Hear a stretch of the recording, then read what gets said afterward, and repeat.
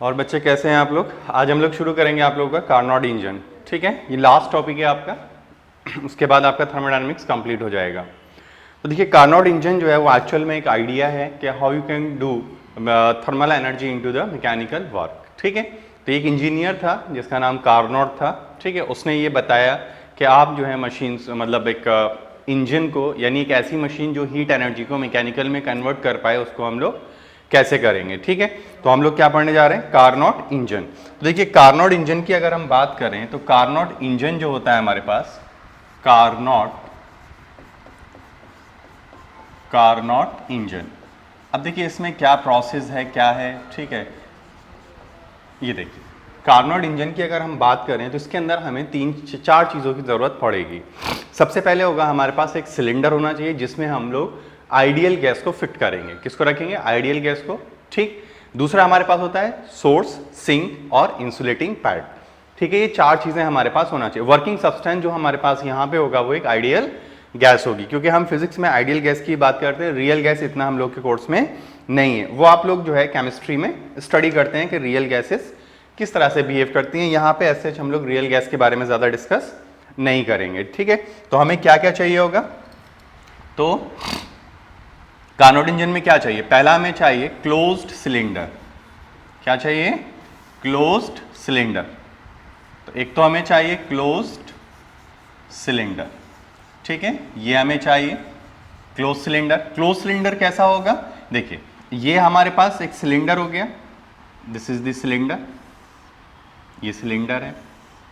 ठीक, ये, और यहां पे एक हमारे पास इसमें पिस्टन लगी होगी। क्या लगी होगी? पिस्टन। तो ये हम मान लेते हैं ये पिस्टन हो गया हमारे पास, दिस इज द पिस्टन, और ये इसका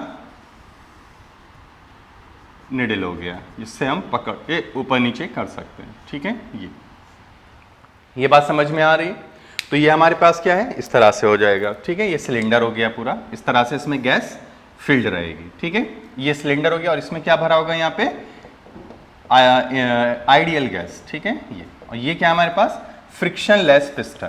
क्या लिख सकते हैं हम लोग? फ्रिक्शनलेस। क्या है? Frictionless piston. ठीक है, इसमें आपको कोई दिक्कत नहीं होना चाहिए। एक तो हमारे पास ये होगा। दूसरा हमारे पास क्या होगा? तो दूसरा हमारे पास होगा इसके अंदर क्या होगा बताओ? सोर्स। क्या होगा बोलो? सोर्स, मतलब बॉडी एट हाई टेम्परेचर। क्या लिखेंगे? Body at high temperature. ठीक है, ये चीज होनी चाहिए। फिर क्या होनी चाहिए? तीसरा हमारे पास होना चाहिए इस पे सिंक। एक क्या होगी हमारे पास? सिंक। तो सिंक क्या होगा? Body at lower temperature. कहां होनी चाहिए बॉडी? एट लोअर टेम्परेचर पे होनी चाहिए। रिजेक्शन जरूरी है। ठीक है, क्लाउजियस स्टेटमेंट, कैल्विन स्टेटमेंट है, क्लाउजियस ने भी यही बोला है। ठीक है, तीसरा चौथा हमारे पास जो होगा वो होगा इंसुलेटर पैड। क्या होगा इसमें? Insulator pad. इंसुलेटर पैड का मतलब है कि वो हीट को क्या करेगा? एक्सचेंज नहीं होने देगा। सही है? अच्छा, एक और चीज इसमें वो यूज करवाएगा, तुमसे पूछ लेगा कि वर्किंग सब्सटेंस कौन है इसमें। तो याद रखिएगा, वर्किंग सब्सटेंस जो होता है हम लोगों के पास, वर्किंग सब्सटेंस। तो अगर हम वर्किंग सब्सटेंस की बात करें तो यहां पे क्या है हमारे पास? वर्किंग सब्सटेंस क्या है? तो वर्किंग सब्सटेंस है हमारे पास यहां पे आइडियल गैस। क्या है बोलो? Ideal gas. ये थोड़ा सा आप लोग ध्यान रखेंगे। ठीक है, तो ये थोड़ी सी चीजें हम लोग के पास हैं। अब हम लोग कार्नोट इंजन के बारे में बात करेंगे और प्रोसेस के बारे में भी डील करते हुए आगे बढ़ेंगे। ठीक है, चलिए आगे बढ़े। ओके, अच्छा, ये जो चीज है, ये वाली चीज इंसुलेटर होगी इसकी। क्या होगी? इंसुलेटर। ठीक, और ये वाली चीज क्या होगी इसकी? ये वाली ये होगी कंडक्टिंग वॉल। कैसी वॉल होगी बोलो? Conducting wall. ठीक है, ये हमें थोड़ा सा ध्यान रखना है। चलिए आगे बढ़े। अब इसका डिजाइन देखना चाहते हैं हम लोग कि वो कैसा होगा। ठीक है, आइए देखिए, अगर हम डिजाइन की बात करें कि वो कैसा होगा, क्या होगा, तो हम लोग अब डिजाइन की बात कर रहे हैं। तो देखो डिजाइन में क्या होगा हम लोगों के पास?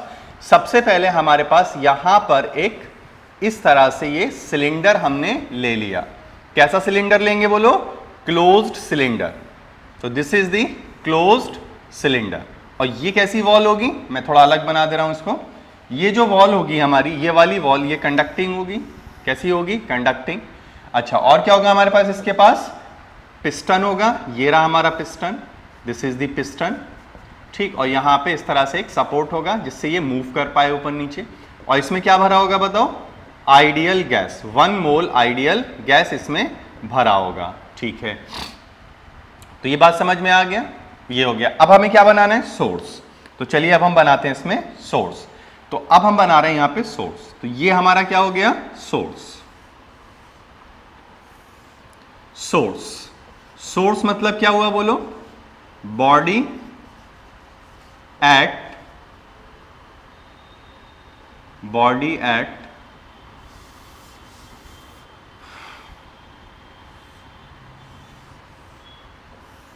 सोर्स।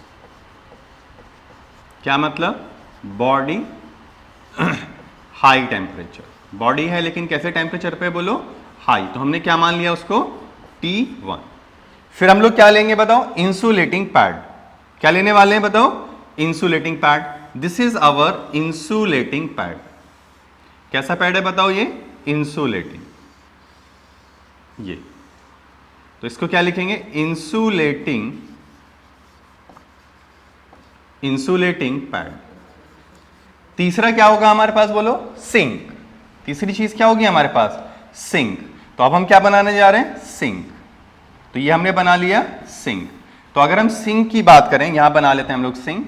ये हमारा सिंक हो गया, दिस इज आवर सिंक। तो सिंक में क्या होगा, ये वाली वॉल जो होती है, ये वाली वॉल, ये कैसी होगी, कंडक्टिंग। ये वॉल कैसी होगी बोलो, कंडक्टिंग, ठीक। और ये क्या है, सिंक, ठीक। कितने टेम्परेचर पे, T2। और यहां पे याद रखना है हमें, T1 is greater than T2। अब इसमें हमें बात करना है प्रोसेसेस। अब एक एक करके हम इसमें स्टडी करेंगे। तो अब हम पढ़ना चाहते हैं इसमें प्रोसेस इन कार्नोट इंजन, ठीक है। देखो प्रोसेस अभी हम लोग समझेंगे, क्या समझेंगे बताओ, प्रोसेस। तो प्रोसेस हम लोग समझते हैं, प्रोसेस इन कार्नोट इंजन, ठीक है। एक एक करके हम प्रोसेस को स्टार्ट करेंगे। तो देखिए हम ये मान लेते हैं, सबसे पहले जो हमारा इसमें प्रोसेस होता है वो होता है आइसोथर्मल। क्या होगा, आइसोथर्मल एक्सपेंशन। क्या होगा, आइसोथर्मल एक्सपेंशन। ये हम लोगों को स्टडी करना है, आइसोथर्मल एक्सपेंशन। अब इसको समझते हैं। देखिए अगर हम आइसोथर्मल एक्सपेंशन की बात कर रहे हैं तो देखिए क्या होगा। अगर हम आइसोथर्मल की एक्सपेंशन की बात करें तो अगर हम यहां पे बात कर रहे हैं तो हमारा जो सिलेंडर होगा उसको हम सबसे पहले किस पे रखेंगे, सोर्स पे। सबसे पहले हम कहां रखेंगे उसको, सोर्स पे रखेंगे, और वो कुछ हीट को एब्जॉर्ब करेगा। तो हम ये कह सकते हैं कि हमारा जो सिलेंडर है उसको हमने कहां रख दिया, यहां पर। This is our cylinder firstly placed at the source. कहां रख रहे हैं हम लोग उसको, सोर्स पे प्लेस कर रहे हैं। तो अगर हम यहां पे प्लेस कर दें सोर्स पे तो ये इस तरह से हो जाएगा। तो ये हमारे पास ऐसा हो गया ये। और हम ये मान लेते हैं कि इसका जो डायमेटिक थर्मोडायनामिकल जो पैरामीटर है वो अभी है P1, V1 और T1। क्या है बताओ, P1, V1 और T1। ये हमारे पास हो गए, ठीक है। ये बात समझ में आ रहा है। तो हम लोग क्या कर रहे हैं, ये। तो अब हम इसे डिफाइन करेंगे कि कैसे हम लोगों को ये करना है, ठीक है।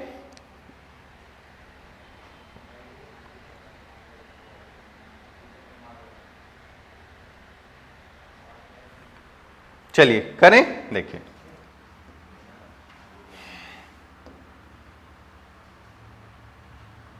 देखिए तो हम क्या लिखेंगे, cylinder is placed at the reservoir. The working substance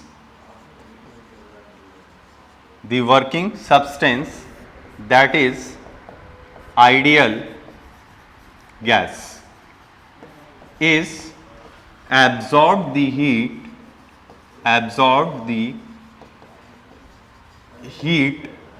from कहां से कहां हीट हो रही है? एब्जॉर्ब द हीट फ्रॉम, बोलो, heat absorb the heat from source,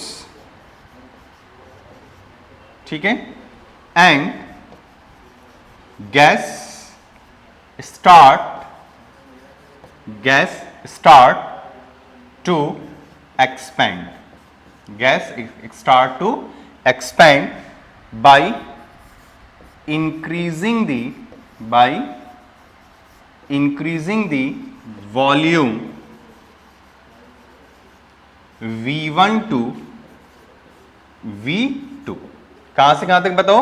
V1 से V2, एंड pressure decreased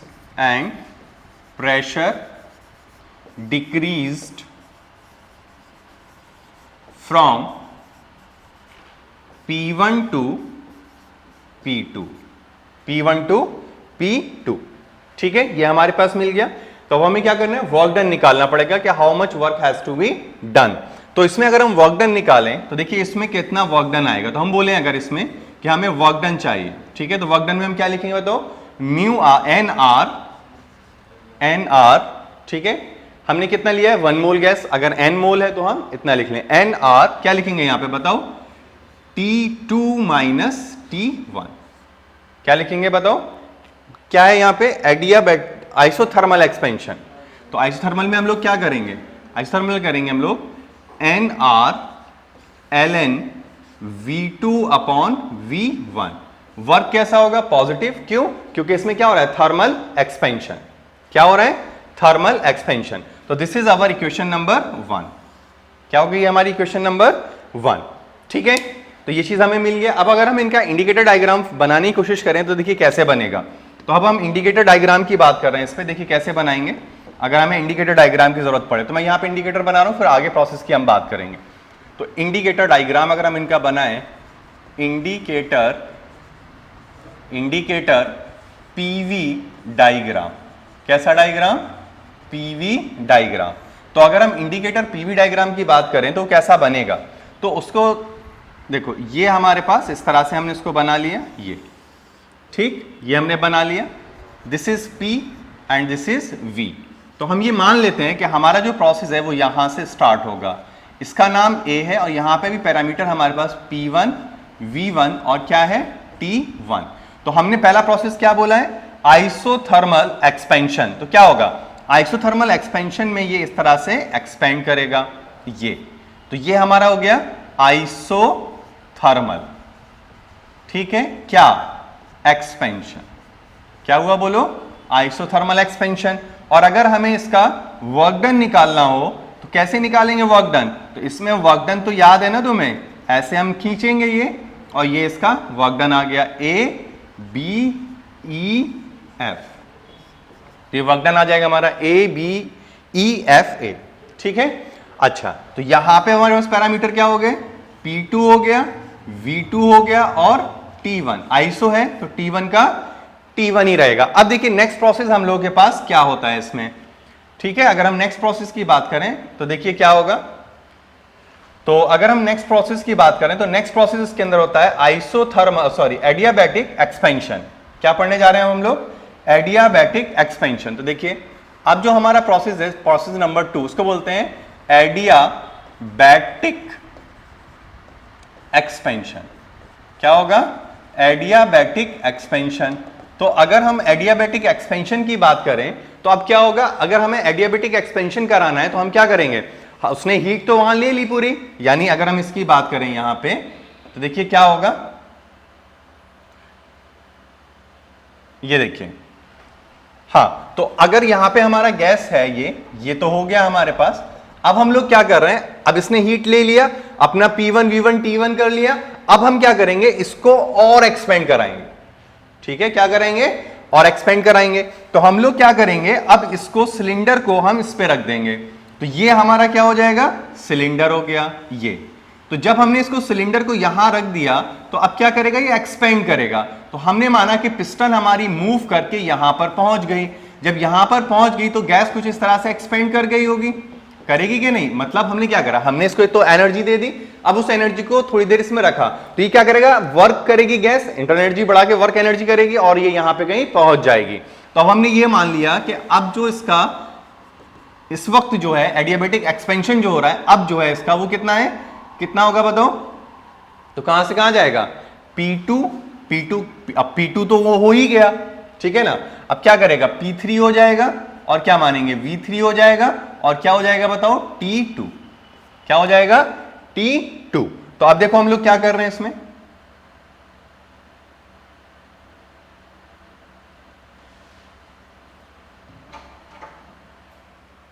ये देखिए। तो अब हम क्या करेंगे, तो अब हम आगे बोलेंगे cylinder is placed, cylinder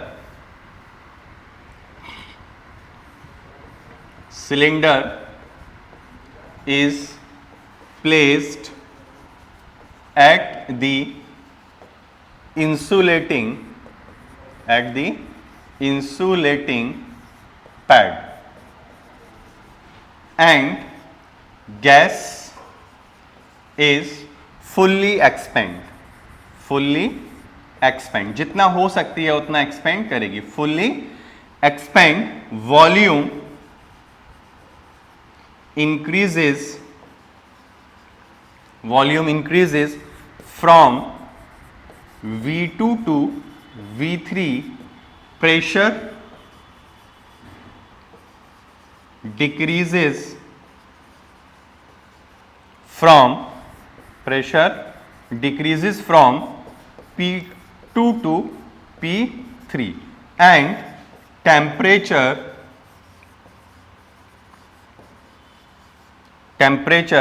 changes from T1 to T2।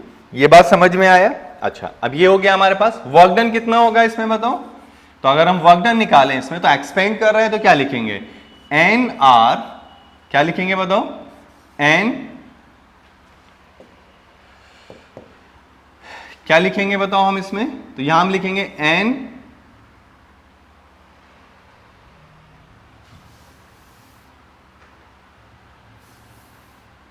तो W, अगर हम यहां पे वर्क डन लिखें तो W2 इज इक्वल टू हम लिखेंगे एन आर, क्या लिखेंगे, T1 माइनस T2।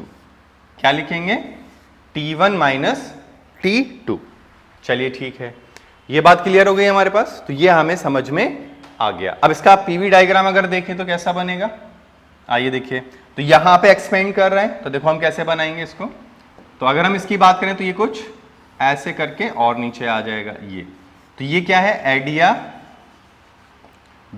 एक्सपेंशन, ठीक है। ये प्रोसेस 1 था और ये प्रोसेस 2 है। अब कितना हो गया हमारे पास यहाँ, P3, V3 और T2, ये हमारे पास आ गया। तो हमने इसको क्या मान लिया, C। और अब अगर वर्क डन निकालें, इसको हम H मान लें, तो ये इसका वर्क डन हो जाएगा और ये वाला किसका वर्क डन है, ये इसका वर्क डन हो गया। चलिए ठीक है, अब क्या होगा, अब हमें क्या करना है, अब हमें जो करना है वो ये करना है, ठीक है। ये आ गया हमारे पास एडियाबैटिक एक्सपेंशन। अब हमें क्या करना है, अब हमें जब ये पूरा एक्सपेंड हो जाएगा तो इससे ज्यादा तो एक्सपेंड होगा नहीं। अब क्या होगा कि अब इस पे वर्क डन किया जाएगा। तो जब वर्क डन हम करेंगे तो ये ऐसे अपने आप को क्या करेगा, कंप्रेस करेगा, विदाउट चेंजिंग द, क्या चेंज नहीं करेगा बताओ, temperature, without changing the temperature. अब इसका आइसोथर्मल कंप्रेशन होगा। क्या होगा, आइसोथर्मल कंप्रेशन। तो चलिए आइए देखते हैं। तो हमारा थर्ड जो प्रोसेस है इसमें वो है हमारे पास आइसोथर्मल एक्सपेंशन। क्या है हमारे पास थर्ड प्रोसेस, तो थर्ड प्रोसेस इसके अंदर आइसोथर्मल कंप्रेशन, तो देखो आइसोथर्मल कंप्रेशन में हम कैसे परफॉर्म करते हैं, ठीक है। देखिए वर्क डन क्या होगा, नेगेटिव होगा, उसके लिए बात है, work done on the gas हो रहा है। तो how we can write this, तो ये हम थोड़ा सा समझते हैं। तो देखिए अब क्या होगा, तो अगर हम बात करें अब, तो हम क्या करेंगे, cylinder is placed at the sink, at the sink, and gas is compressed isothermally, compressed isothermally, ठीक है भाई, isothermally. volume changes from कहां से कहां तक? Volume changes from V3 to V4 and pressure क्या करेगा? Increases. Pressure increases from P कितना था? P1 P3 to P4, P3 to P4, ठीक है. तो ये आ गया हमारे पास. अब क्या होगा? उसका टेम्परेचर T1 ही रहेगा, T2 रहेगा. तो अब वर्क डन कितना करेगा? तो वर्क डन जो करेगा इसमें W3, that should be negative. तो कैसे लिखेंगे? NR क्या लिखेंगे यहां बताओ? यहां लिखेंगे T1 माइनस T2. क्या लिखेंगे बताओ? T1 minus T2. और उसका वो कैसे बनाएंगे हम लोग? PV diagram. आइए पीवी डायग्राम बनाते हैं. देखिए देखो कहां है पीवी डायग्राम? ये हमारा पीवी डायग्राम है. अब हम क्या कर रहे हैं? Isothermal compression. तो ये कुछ ऐसे आएगा और ऐसे ये कंप्रेस करेगा. तो दिस, तो हमने क्या मान लिया इसको? डी. भाई कंप्रेशन हो रहा है कैसा? Isothermal compression. और ये थर्ड प्रोसेस है हमारा. यहां पे क्या हो गया? यहां पे हमारे पास हो गया P4 V4 और क्या हो गया?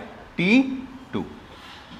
अब जो हमारा प्रोसेस होगा नेक्स्ट होगा वो क्या होगा? वो हमारे पास होता है एडियाबैटिक कंप्रेशन. कैसा होगा बताओ? Adiabatic compression. तो ये ऐसे आ जाएगा, मैंने बना दिया और ये यहां पे हम पहुंचा देंगे. तो ये क्या हो जाएगा हमारे पास? Adiabatic compression. ठीक. तो अब अगर हमें वर्क डन निकालना पड़े तो देखो इसका इधर निकलेगा, ये वाला इधर निकाल देंगे, फिर इसका इधर निकाल देंगे. तो अब जो वर्क डन बचेगा हमारे पास, जो वर्क डन बचेगा वो कौन होगा? तो this is the work done by the engine. और कैसा है ये? पॉजिटिव. यानी हमारे पास ये जो वर्क डन है वो किसकी वजह से है? आइसोथर्मल कंप्रेशन और आइसोथर्मल एक्सपेंशन. ठीक है. ये तो ये हमारा work done bye the gas, ये हमारा काम निकल के आता है. ठीक है.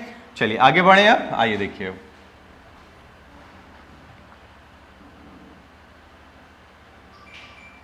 तो ये आ गया हमारे पास. अब हम क्या करने जा रहे हैं? नेक्स्ट प्रोसेस हम लोग करने चल रहे हैं, that is our adiabatic compression. तो नेक्स्ट हमारे पास जो है वो है एडियाबैटिक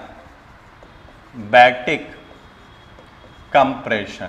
तो अगर हम एडियाबैटिक की बात करें, एडियाबैटिक कंप्रेशन की, तो हम क्या करेंगे? सिलेंडर को इंसुलेटिंग पैड पर रखेंगे और उसके वॉल्यूम को P1 V1 और टेम्परेचर T1 तक आने दें, क्योंकि वो और कंप्रेस होता चला जाएगा. जब वो और कंप्रेस होता चला जाएगा तब हम उसको देखेंगे वो कितना कर सकता है. तो क्या लिखेंगे? अगेन क्या बोलेंगे हम लोग? Again cylinder is placed at the insulating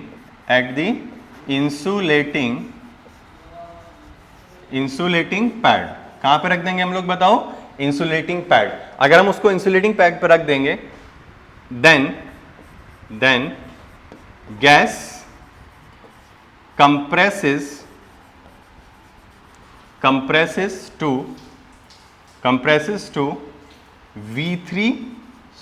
V4 to V1.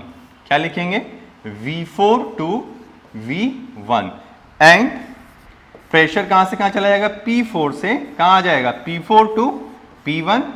और टेम्परेचर फ्रॉम बढ़ेगा ना, T2 टू कहां आ जाएगा? T1. अब इसका वर्क डन निकालने, जाहिर सी बात है निगेटिव आएगा, तो वर्क डन हम क्या लिखेंगे? Work done 4 is equal to क्या लिखोगे बताओ? तो आप लिखेंगे NR. क्या लिखेंगे? NR ln V3 by V4. क्या लिखेंगे हम लोग इसमें? V3 by V4. नहीं, क्या लिखेंगे इसमें हम लोग, थोड़ा गड़बड़ हो गया, ये क्या है, एडियाबेटिक है ना, तो एडियाबेटिक में क्या लिखें, हम लिखेंगे N R T1 minus T2, ठीक है, दिस इज 4।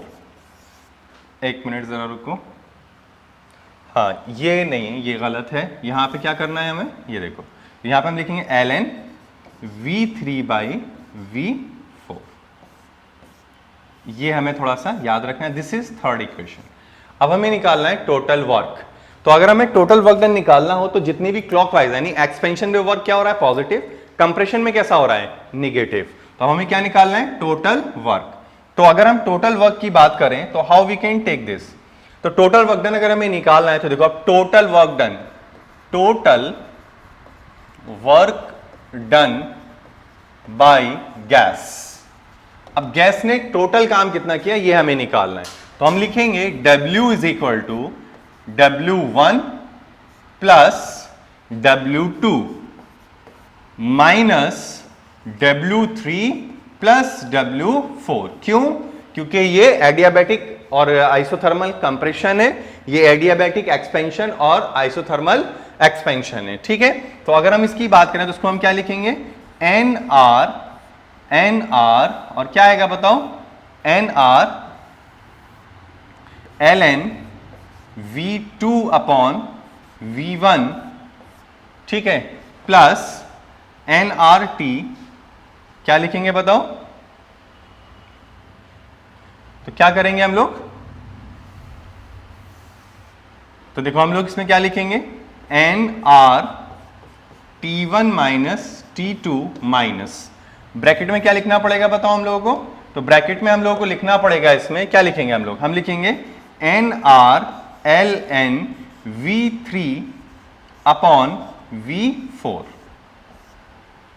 ठीक है, V3 अपॉन V4, और फिर क्या लिखेंगे, plus N R T1 minus T2, तो एक चीज देखो ये तो वैनिश हो जाएगी, हाँ ये तो वैनिश हो जाएगी, तो हमें नेट वर्क डन कितना आएगा, तो वर्क डन जो होगा वो हमें मिलेगा कितना, तो वो हमें मिलेगा, बताओ कितना मिलेगा, तो हमें मिलेगा N R ln V2 upon V1 minus N R ln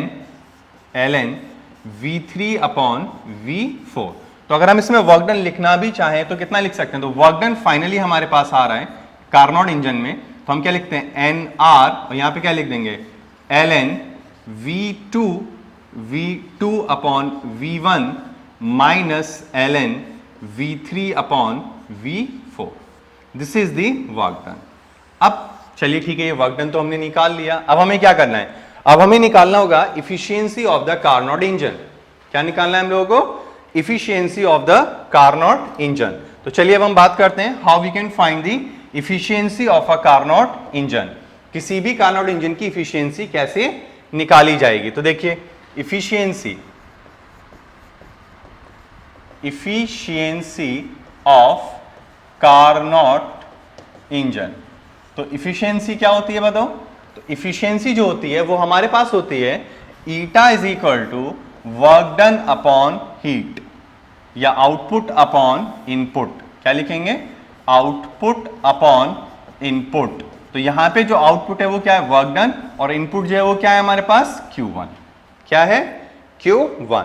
तो अगर हम यहां पे वर्क डन की बात करें तो वर्क डन अभी हमने लिखा ही है क्या, एन आर ln, क्या लिखा था बताओ, V2 upon V1 minus N R ln V3 upon V4, और बताओ Q1 क्या होगा, जो हीट आपने एब्जॉर्ब की कहां से, सोर्स से, तो सोर्स से तो यही कर रहे हैं हम लोग, तो क्या कर रहे हैं, N R ln V2 by V1, ठीक है, बनाओ जरा इसको,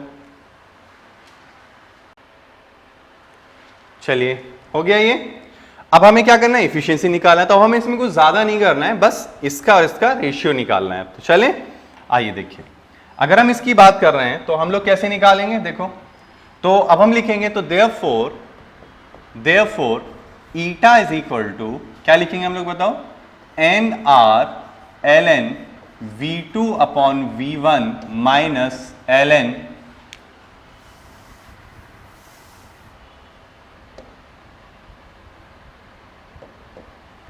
क्या लिखेंगे, eta is equal to N R L N V2 upon V1 minus N R L N, क्या लिखेंगे यहाँ, V3 upon V4 and then divided by N R L N V2 by V1। ये बताओ यहां तक समझ में आ रहा है? अच्छा, तो अब हम क्या लिख सकते हैं, तो अब हम एक बात लिख सकते हैं, ये तो सेम ही है तो ये कट जाएगा, तो 1 माइनस क्या आ जाएगा, N R L N V3 upon V4 और क्या आएगा नीचे, नीचे आ जाएगा N R L N V2 by V1।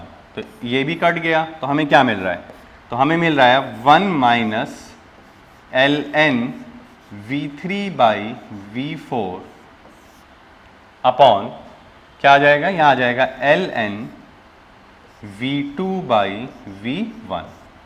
इसको अभी हम लोग एक इक्वेशन मान लेते हैं ये। अब देखो एक और चीज़ हमें समझना पड़ेगा, जो हमारा ये होता है कार्नोट इंजन, उसमें कुछ चीज़ें होती हैं, उनको हमें थोड़ा सा ध्यान में रखना है। अब ज़रा सोचना ज़रा, जो हम लोगों ने कल स्टडी की थी उसके लिए, तो हम एक बात जानते हैं क्या, तो हम लिखेंगे वी नो दैट, क्या जानते हैं हम लोग, देखो वी नो दैट, तो कल मैंने तुम्हें कुछ इक्वेशंस पढ़ाई थी, उसमें हम लोग अगर डिस्कस करें तो हम लोग क्या जानते हैं, तो हम लोग एक चीज जानते हैं कि टी वी की power gamma minus 1 is equal to क्या होता है, कांस्टेंट। जल्दी बोलो, होता है कि नहीं, बिल्कुल होगा। तो अगर ये कांस्टेंट होगा हमारे पास तो हम लोग क्या लिख सकते हैं, ठीक है।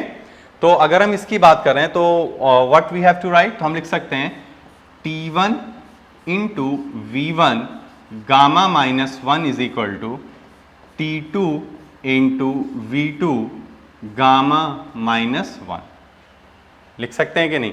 तो अब अगर हम इसकी बात करें तो ठीक है, ये तो आ जाएगा हमारे पास। अब क्या करें हम लोग, तो एक और इक्वेशन होता है कि V1 upon V2 is equal to V3 upon V4 upon V3 हम लोगों को मिल जाता है। तो अगर हम इसमें बात कर लें और फिर अपनी इक्वेशंस को हम यूज करें तो हमें ये वाली चीजें हम लोगों को मिल जाएंगी, ठीक है।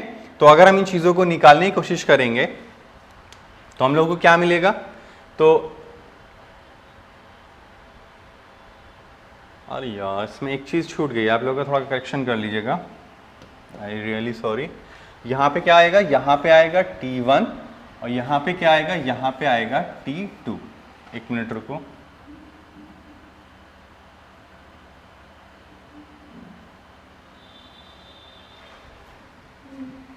यहाँ पे आएगा T2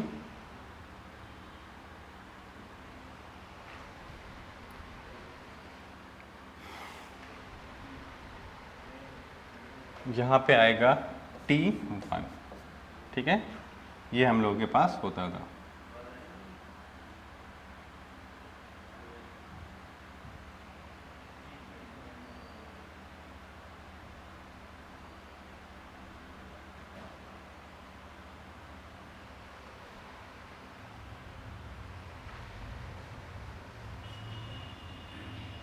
तो यहाँ पे कितना आएगा,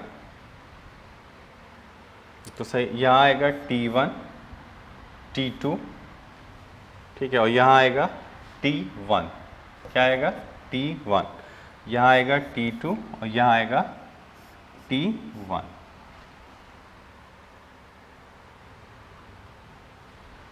यहाँ आएगा T1 और यहाँ आएगा T2।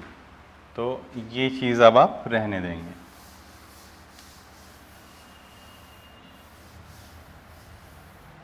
ठीक। इसको ही हम लोग इक्वेशन, ये वर्क डन हो गया हमारा, ठीक है। चलिए आगे बढ़े आप। हाँ, तो यहाँ पे क्या होगा हमारे पास T1, यहाँ पे क्या होगा हमारे पास T2, ठीक है। तो यहाँ पे क्या आएगा हमारे पास T1। आइए देखिए, तो हमें यहाँ क्या मिलेगा बताओ, T1 T2 और यहाँ मिलेगा T1, यहाँ मिलेगा T2 और यहाँ मिलेगा T1, तो यहाँ आ जाएगा T2 और यहाँ आ जाएगा T1। चलिए एक तो चीज़ ये हमें पता चल रही है, तो यहाँ से हम लोग क्या लिख सकते हैं, देखो तो ये चीज़ होती है हम लोगों के पास, तो यहाँ से हम लोग क्या लिख सकते हैं, तो यहाँ से हम लोग लिख सकते हैं कि ये चीज़ है हम लोगों के पास, तो हम यहाँ से लिख सकते हैं कि T1 upon T2 is equal to what, तो ये आ जाएगा हमारे पास V2 अपॉन V1 आ जाएगा। ऐसे ही अगर हम वहाँ पे बात करेंगे तो T2 और T3 की अगर हम बात करें तो ये चीज़ तो आ रही है हमारे पास, ठीक है। अब उधर बात करेंगे तो हम लोग को क्या मिलेगा, ऐसे ही मिल जाएगा T1 upon T2 is equal to क्या आ जाएगा, इज इक्वल टू आ जाएगा V4 बाई V3।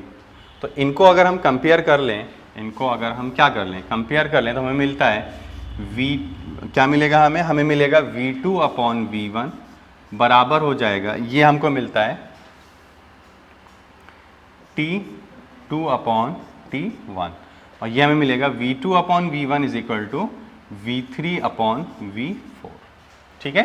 तो अगर इसकी इक्वेशन हम यहाँ पे इस्तेमाल कर लें वहाँ से, तो अब ये चीज़ तो बराबर ही हो गई, यानी ये वाली चीज़ इसके बराबर है, तो हमें क्या मिल जाएगा, तो हम बोलेंगे इसमें आगे, देखो क्या बोलेंगे हम इसमें, तो इसमें हम बोलेंगे कि ठीक है अगर ये चीज़ है हमारे पास तो हमें क्या मिल गया, तो हमारे पास ईटा इज इक्वल टू क्या है 1 minus T2 ln V2 upon V1 और यहाँ पे क्या है हमारे पास T1 ln V3 upon V4 और हमें क्या मिल गया, हमें मिल गया V2 upon V1 is equal to V3 upon V4। तो हम लिख सकते हैं therefore eta is equal to, ये दोनों तो वैनिश हो जाएंगे तो हमें मिल जाएगा 1 माइनस बताओ T2 अपॉन T1, क्या मिल जाएगा T2 अपॉन T1। अब तुम्हें एक बात ध्यान रखना है, T1 and T2 are in kelvin, किस में रखना पड़ेगा बताओ, ये हमें केल्विन में। तो ये हमें थोड़ा सा ध्यान रखना है कि we should take it in Kelvin, हमें केल्विन में ही इन्हें क्या करना पड़ेगा, प्लेस करना पड़ेगा। अब देखो, अब अगर हम एक आइडियल कार्नोट इंजन, अगर हम एक ऐसा कार्नोट इंजन ले लें जो आइडियल हो, तो देखिए वो क्या होगा, तो देखिए आइडियल कार्नोट इंजन, ठीक है, आइडियल कार्नोट इंजन। अगर हम आइडियल कार्नोट इंजन की बात कर रहे हैं, क्या आइडियल कार्नोट इंजन क्या होता है, तो आइडियल कार्नोट इंजन का मतलब ये है कि सोर्स जो है हमारे पास, सोर्स यानी जिसका टेम्परेचर T1 है तो उसकी वैल्यू कितनी होनी चाहिए, इन्फिनिटी, यानी आप उससे कितना भी हीट लेते रहो जितना आपका दिल करे, तो कभी भी क्या नहीं होगा, वो अपने टेम्परेचर को डाउन नहीं करेगा। अगर वो टेम्परेचर डाउन नहीं कर रहा है तो सिंक क्या होना चाहिए हमारा, सिंक। तो अगर हम सिंक की बात करें तो सिंक का टेम्परेचर कितना है T2, तो ये कितना रहना चाहिए 0 पर। तो अब अगर हम, तो देयरफॉर अगर अब हम ईटा निकालें तो क्या लिखेंगे 1 माइनस T2 अपॉन T1, तो क्या आ जाएगा बताओ, तो 1 माइनस 0 अपॉन इन्फिनिटी, तो कितना मिलेगा 1। तो ईटा कितना हो गया, ईटा इन परसेंटेज, तो किसी भी आइडियल इंजन की जो एफिशिएंसी होती है वो कितनी होती है 100%। लेकिन हम एक चीज जानते हैं, ideal can not be exist, ideal जो होता है वो कभी भी एग्जिस्ट नहीं करेगा, ठीक है। तो ये हमें थोड़ा सा ध्यान रखना पड़ता है। तो लेकिन हमें ये ध्यान रखना है कि ऐसा तो कुछ मिलेगा नहीं कि हीट लेने पर उसका टेम्परेचर नहीं हो, मतलब इन्फिनिटी रहे, तो ऐसा नहीं होगा। तो इसीलिए हमें क्या याद रखना होता है, तो हम लोगों को ध्यान रखना होगा कि अगर ये चीज़ हो रही है, ठीक है, क्या याद रखना है हमें, ईटा फॉर एनी प्रैक्टिकल इंजन, ठीक है, जो हम लोग यूज़ करते हैं प्रैक्टिकल इंजन। अगर प्रैक्टिकल इंजन है तो हमें क्या याद रखना है, तो हमें याद रखना है प्रैक्टिकल इंजन ईटा ऑलवेज लेस देन 1, यानी आप जितना आपका कंबशन हो रहा होगा उतना आपका वर्क डन नहीं होगा, उससे क्या होगा, कम ही होगा। अगर उससे कम होगा तो हमारी इफिशियंसी क्या होगी, कभी भी 100% नहीं हो सकती, ठीक है। अगर ऐसा हो गया तो बहुत ज़्यादा आपको फायदा मिलेगा, ठीक है। तो ऐसा हो नहीं पाता है क्योंकि हम लोगों की जो कंडीशंस होती हैं वो स्टैंडर्ड होती हैं बहुत, जैसे कि अगर आपकी मशीन चल रही है तो कोई वाइब्रेशंस नहीं होंगे, हीट लॉस नहीं होगी, तो ऐसा कुछ नहीं होता है। मशीन चलेगी तो वाइब्रेशंस भी होंगे और हीट भी लॉस करती है, ठीक है। ये सारी चीज़ें हम लोगों को देखने को मिलता है। तो this is all about your Carnot engine. अब देखो कार्नोट थ्योरम भी है, कार्नोट थ्योरम ये कहती है कि कोई भी इंजन अगर वर्क कर रहा है तो किसी दो टेम्परेचर के बीच में ही काम कर सकता है। तो हम देख रहे हैं यहाँ पे हमारा जो कार्नोट इंजन है वो T1 और T2 के बीच में ही काम करेगा, ठीक है, क्लियर। तो ये चीज थोड़ा सा हम लोगों को ध्यान में रखना है, ठीक है। तो ये इस तरह के तुम्हें, तो this is all about your Carnot engine. तो कार्नोट इंजन में आपको क्या याद रखना है, एफिशिएंसी क्या होती है, तो eta is equal to 1 minus T2 upon T1, T1 T2 taken in Kelvin. और क्या होता है हम लोगों के पास कि क्या क्या प्रोसेस होता है। तो सबसे पहले क्या होगा, isothermal expansion, adiabatic expansion, isothermal compression and then adiabatic compression. तो ये 4 हमारे पास प्रोसेस होते हैं और एक साइक्लिक प्रोसेस होता है। और हमें जो लूप मिल रहा था, ये अगर हम इस लूप की बात करें, यहाँ पे ये जो हमें लूप मिल रहा है, तो ये जो वर्क डन हमें मिला है इसके अंदर क्या निकाल रहे थे हम लोग, वर्क डन किधर गया,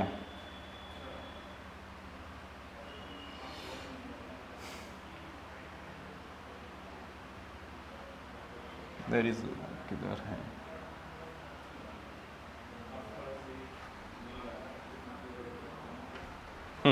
तो ये जो हमें यहां पे ये जो लूप है हमारा, ये इसका जो एरिया है, एरिया क्या करता है, एरिया गिव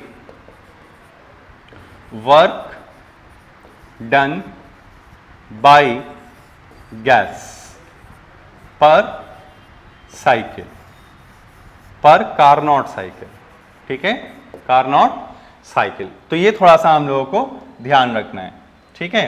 तो ये चीज आपका ये कहलाता है।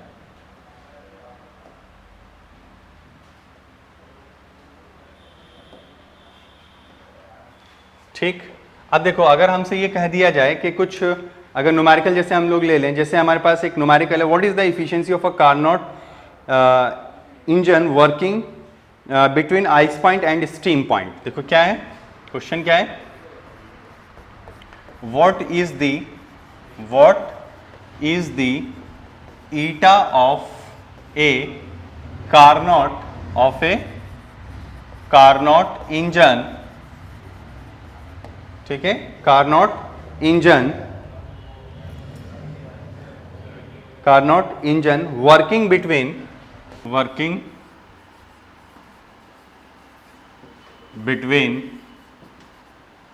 ice point and steam point,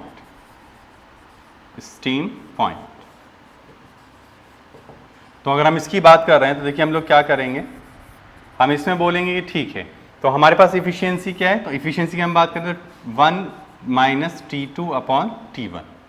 तो अगर हम ये बोलें कि T2 और T1, तो T1 क्या था, हॉट, और T2 क्या था, लो।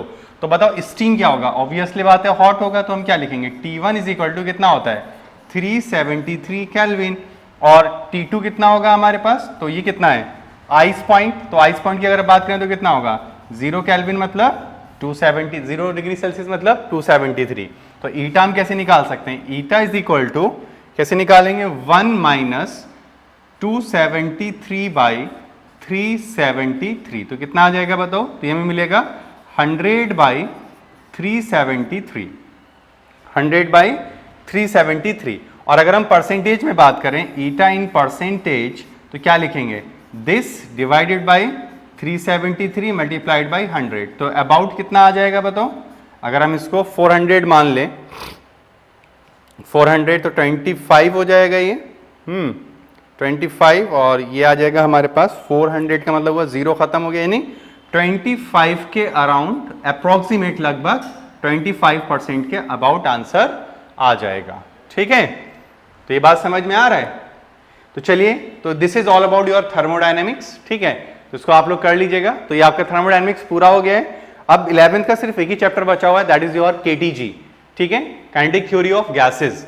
तो काइनेटिक थ्योरी ऑफ गैसेस में आपको ज्यादा कुछ करना नहीं है, मोस्टली आप लोगों ने थर्मो में कंप्लीट कर ही लिया है, बस वहां पे आपको डिग्री ऑफ फ्रीडम वगैरह या pressure by the gas on a wall कैसे निकालना है, या what are the assumptions of your KTG की जो अजम्पशंस हैं वो क्या है हमारे पास, या गामा, जैसे हम लोगों ने क्या पढ़ा था, गामा, यानी हम गामा कैसे हम डिफाइन करेंगे, गामा क्या होता है, तो क्या होता है CP बाई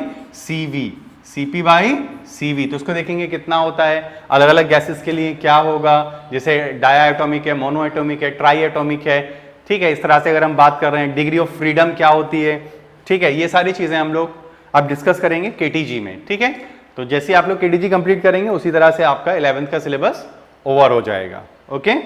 चलिए, थैंक यू।